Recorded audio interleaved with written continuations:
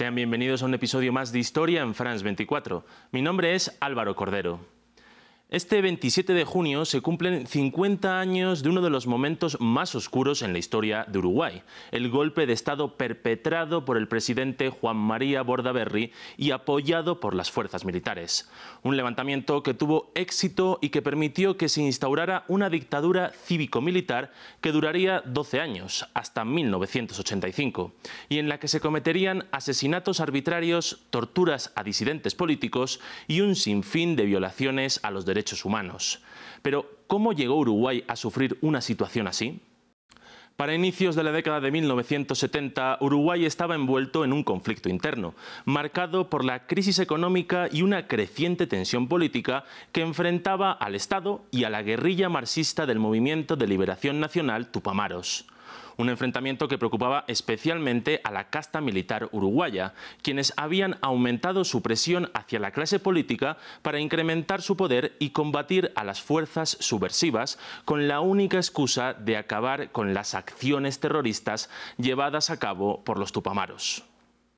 En 1972, estas fuerzas militares lanzaron una ofensiva contra el grupo guerrillero y fueron capaces de detener a algunos de sus más destacados líderes, como Raúl Sendic, Eleuterio Fernández Huidobro y Pepe Mujica, quien posteriormente sería el reconocido presidente de Uruguay entre el año 2010 y 2015. Pero la situación empeoraría a partir de 1973 especialmente, cuando el líder del Partido Colorado, Juan María Bordaberry, asumió como presidente tras ser elegido democráticamente y el 27 de junio decidió disolver las cámaras parlamentarias por presiones de los militares. Este movimiento eliminó todas las garantías constitucionales y democráticas de las que gozaba Uruguay, con el único pretexto de combatir el marxismo. De la noche a la mañana se prohibieron partidos políticos y sindicatos, se eliminó la libertad de prensa y los militares tuvieron la capacidad de acceder a un gobierno cívico-militar en el que tuvieron el poder de facto. Esto llevó a que se produjeran numerosas huelgas generales y disturbios en las calles, pero los intentos por frenar el golpe fracasaron.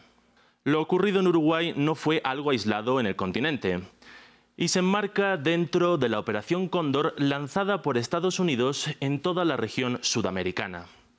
Otras naciones vecinas, como podemos ver en este mapa, como pueden ser Argentina, Brasil, Paraguay, Chile o Bolivia, sufrieron golpes de estados militares similares, con mayor o con menor violencia, que dilapidaron los regímenes democráticos que había en estas naciones desde hacía décadas. Estos golpes fueron financiados y promovidos por Estados Unidos y especialmente por su entonces secretario de Estado, Henry Kissinger, con el único pretexto de evitar que en todos estos países triunfaran gobiernos de izquierdas y llegaran al poder.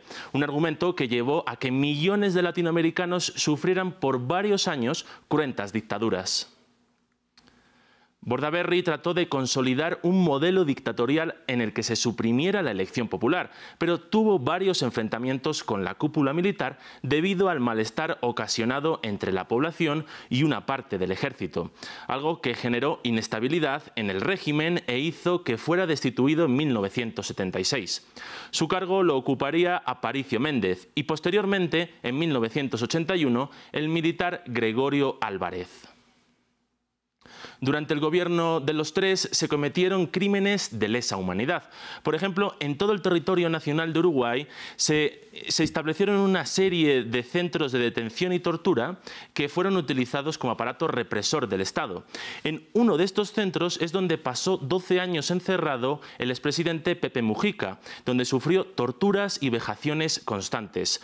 Pero su historia es solamente la más conocida de las miles que ocurrieron en Uruguay durante esos años.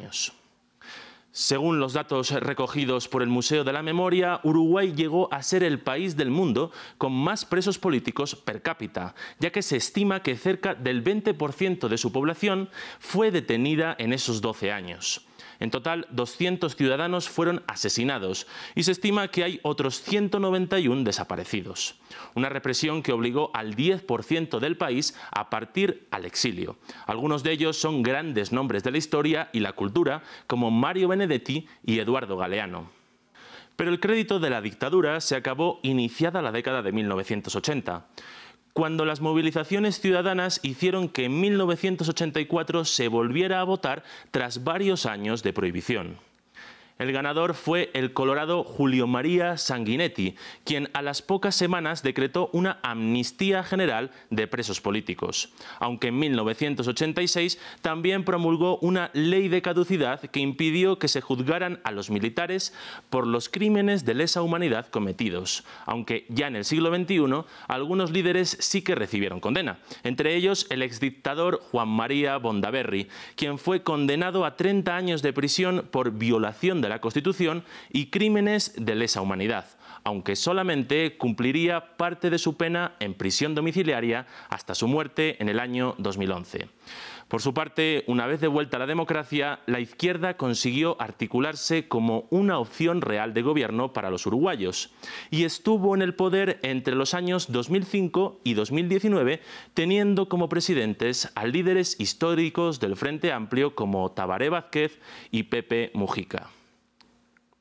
Con esto concluimos. Si quieren conocer más historias, sigan conectados a France24 y France24.com.